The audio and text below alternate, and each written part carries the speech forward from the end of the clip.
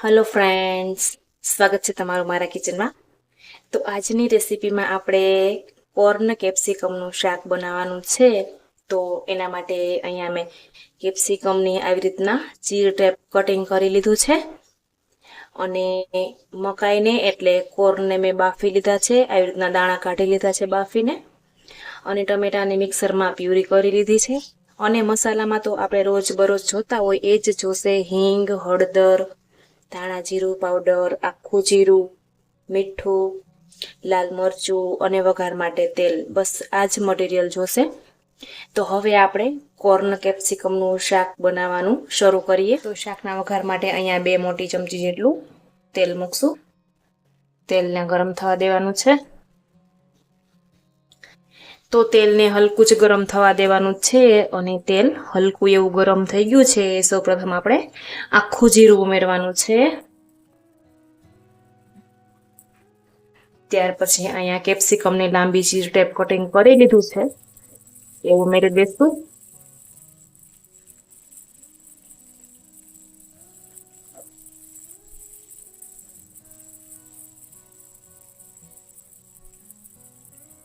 કેપ્સિકમને 2 થી 4 મિનિટ જેવા તેલમાં ચડવા દેવાના છે।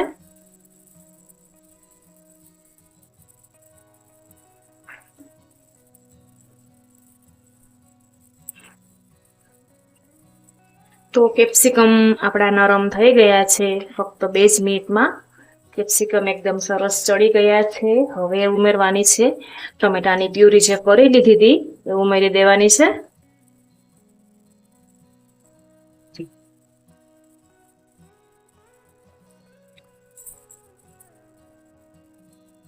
પ્યુરી સાથે થોડા ઘણા આપણે મસાલા એડ કરી દેવાના છે। હળદર પાવડર ઉમેરી દેશું,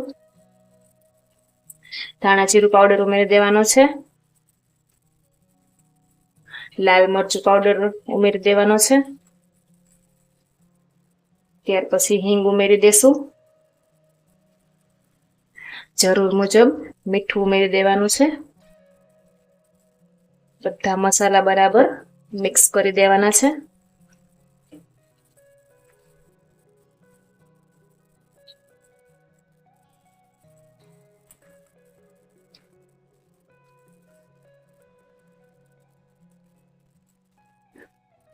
તો ટમેટાની પ્યુરીમાંથી તેલ છૂટું પડે ત્યાં સુધી આપણે તેલમાં ચડવા દેવાનું છે।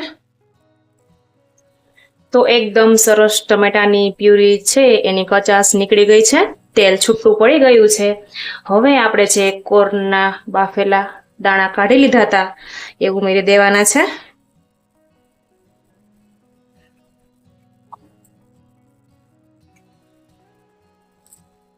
બરાબર મિક્સ કરી દેવાના છે અને 2 મિનિટ આપણે ચડવા દેશું।